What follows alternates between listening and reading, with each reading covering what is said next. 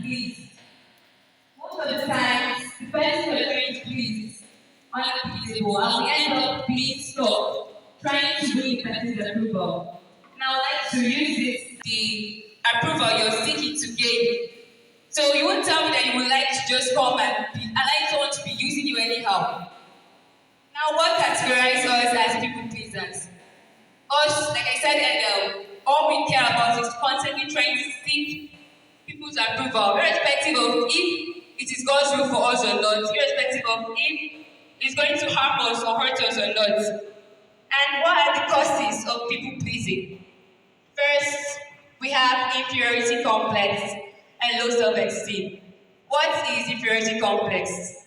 You feel, maybe due to some insecurities, you feel that you can't fit in.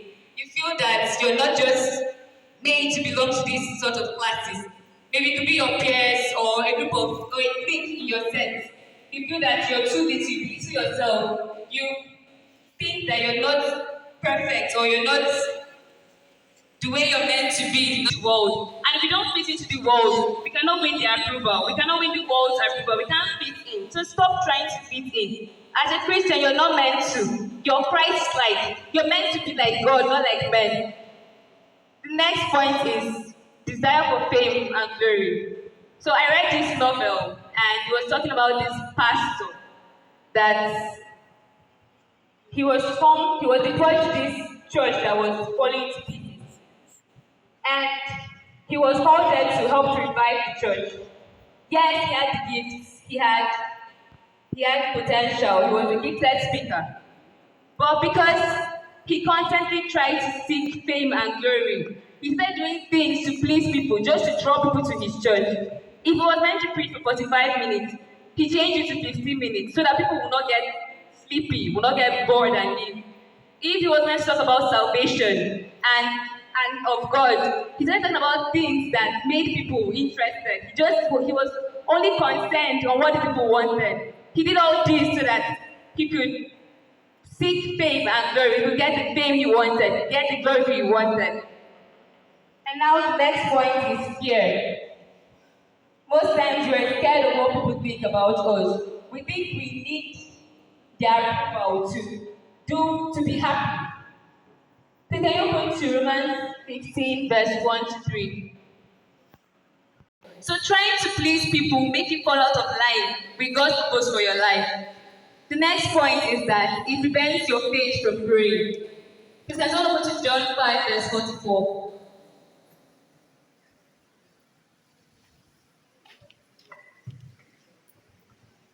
Which receive honor one over another, and seek not the honor that cometh from God only. When we are constantly fixated on trying to please people and to seek the glory of men, we end up not believing in God. The point is that many people never take the first step in faith because they are scared of what people think about them. They are scared of what people will say. If you take this risk in faith and maybe you were expecting, I don't know, maybe a car or something, and you're expecting a good result, and you're red hard and you're believing in God. Okay, everybody's telling you that why you're believing in God, that what help is it going to be for you? You're not going to go and find where to find your chips from. You're there doing your nonsense. And because you're so fixated on trying to please them, you end up losing that your faith in God. You're like, what if God doesn't actually help me? What if these people are right? The next point is that it leads one to other sins.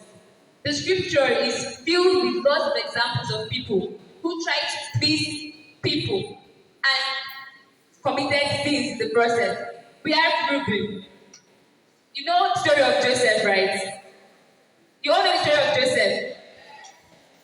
And you know that Joseph and Reuben wanted Joseph to just, like it wasn't his intention to sell his brother.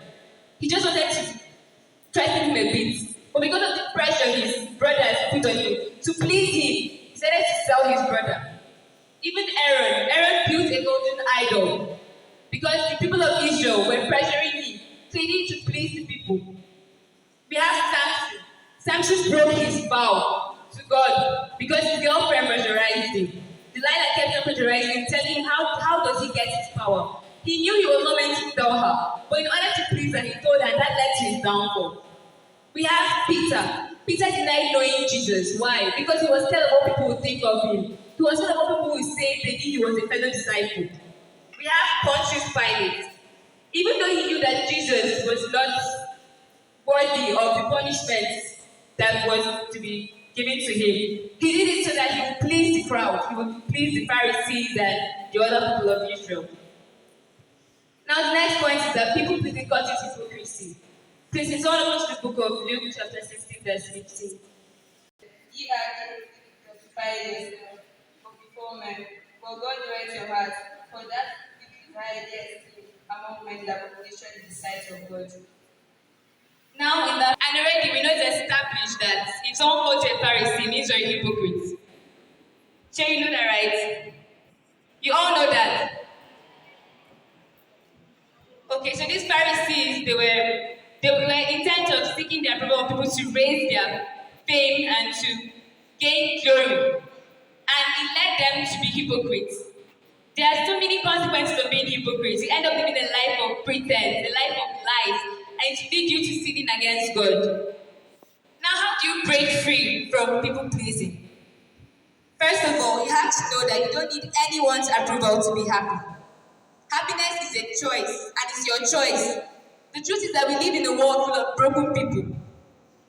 And someone can just wake up in the morning and is angry that life is not going as he wanted or she wanted. And he comes to you and you're like, he doesn't like the way you talk, he doesn't like the way what you wear, he hates the way you eat or whatever.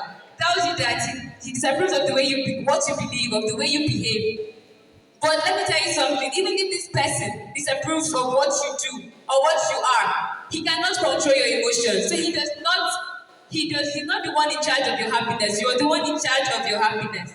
I also want to let you know that if you are more fixated on seeking the approval of God, if you're more fixated on doing the will of God, if you're more fixated on knowing Jesus, you will not care about what other people think about you. The more you focus on doing the will of God, the less you are concerned about what people think of you. The